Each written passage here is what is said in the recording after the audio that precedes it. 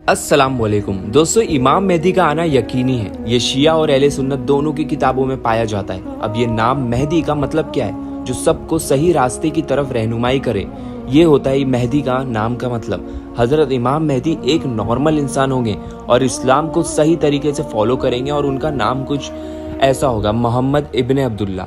और मेहदी कोई नबी नहीं होंगे, पर वो एक आखिरी हिदायत याफ्ता इस्लाम के खलीफा जरूर होंगे, जो कि अहले बैत से होंगे। और उनका ज़हूर कब होगा? जब दुनिया में हर जगह नाइंसाफ़ी होगी, मजलूमों पर जुल्म हो रहा होगा, तब इमाम मेहदी का ज़हूर होगा।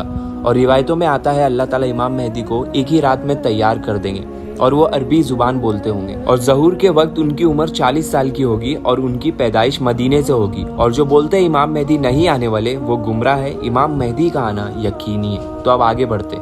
मैं आपको एक हदीस बताता हूँ। हमारे नबी पाक मोहम्मद सल्लल्लाहु अलैहि वसल्लम ने इरशाद फरमाया, क़यामत जब तक नहीं आएगी जब तक मेरे अहले बैत से एक आदमी अरब का हाकिम ना बन जाए। जैसे कि आप देख सकते हैं जेरूसलम में हमारे फ़लस्तीन भाइयों के साथ क्या कुछ नहीं हो रहा। यहूदियों का जुल्म खुले आम ज़ाहिर हो चुका है और आज के दौर में जितनी भी इस्लामिक हुकूमत है वो कुछ भी नहीं कर पा रही। सबके आंखों में पट्टी लग चुकी है। मिडल ईस्ट की जितनी भी इस्लामी हुकूमत है वो चाहे तो फ़लस्तीन को आज़ाद करवा सकते हैं, लेकिन सबको अपनी पड़ी है। सब अपने फायदे के पीछे भाग रहे हैं और ये सब कयामत की तो निशानी है। जहाँ नाइंसाफी होगी, मुसलमानों पे जुल्म हो रहा होगा, हुकूमत जाहिलों के पास होगी।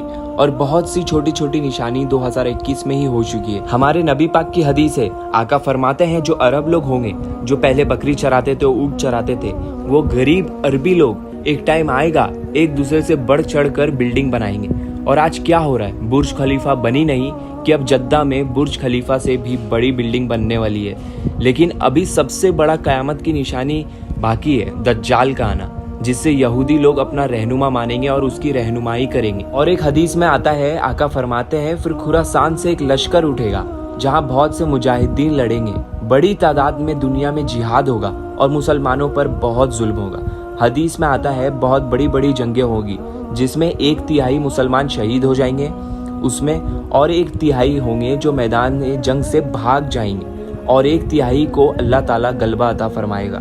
और जो 1/3 जो जंग से भाग जाएंगे, तो हमारे नबी पाक मोहम्मद सल्लल्लाहु अलैहि वसल्लम ने फरमाया इनकी तौबा कभी कबूल नहीं होगी।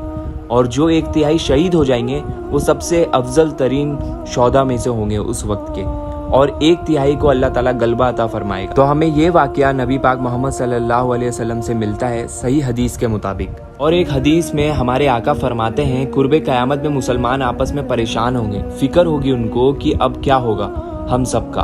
तो वो टाइम मुसलमान तलाश करेंगे हज़रत मेहदी को, क्योंकि हज़रत मेहदी वो शख्सियत होंगे जिसमें तमाम नेक लोग जमा हो जाएंगे और मुसलमानों के खलीफा इमाम मेहदी चुन लिए जाएंगे। तो उन्हें बैतुल्ला में तलाश किया जाएगा।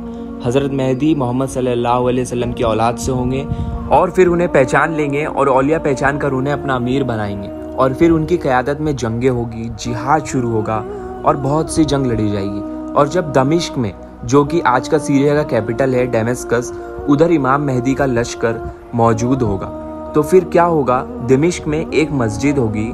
ये वाज़ेह नहीं है कि कौन सी मस्जिद होगी, लेकिन हदीस में यही आता है। हज़रत मेहदी दमिश्क में एक मस्जिद में होंगे और असर का वक्त होगा, तो तमाम मुसलमान इमाम मेहदी की इमामत में नमाज की तैयारी कर रहे होंगे।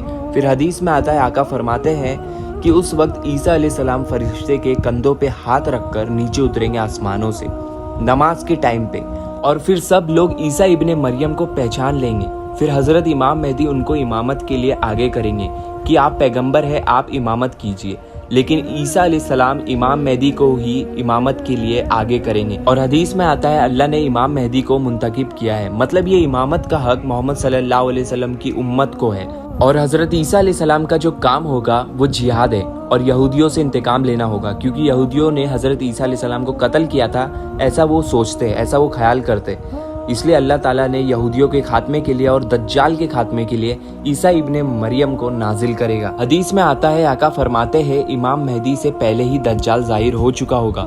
हदीस में आता है कि हर पैगंबर ने अपनी उम्मत को दज्जाल के फितने से डराया है। और हदीस में आता है, आका फरमाते हैं दज्जाल काना होगा, यानी एक आंख से नहीं देख पाएगा, और उसके पास खुदाई का दावा होगा और उसके पास कुछ ऐसी ताकतें होंगी जैसे मुर्दे को जिंदा कर देना और बहुत सी चीजें होंगी। उसके एक तरफ जन्नत होगी और एक तरफ जहन्नुम होगा। जो उन पर ईमान लाएगा उसे वो अपनी जन्नत में दाखिल करेगा, और जो ईमान नहीं लाएगा दज्जाल पे वो उसे अपने जहन्नुम में डालेगा। और मोहम्मद सल्लल्लाहु अलैहि वसल्लम की हदीस है, आका फरमाते हैं कि जो उसका आग होगा वो जन्नत होगा, और जो उसका जन्नत होगा वो आग होगा। इसलिए जो नबी की बातों पर यकीन करते हैं वो दज्जाल के फितनों से महफूज रहेगा। और नबी पाक ने फरमाया है, जो जुम्मा के दिन सूरह कहफ पढ़ता है वो भी दज्जाल के फितनों से महफूज रहेगा।